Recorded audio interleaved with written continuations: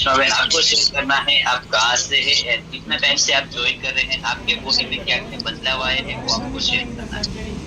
મારું નામ કરિશ્મા છે અને હું આણંદથી છું અને હું છેલ્લા 4 મહિનાથી હું જોઈ રહી છું અને મને સારું લાગે છે.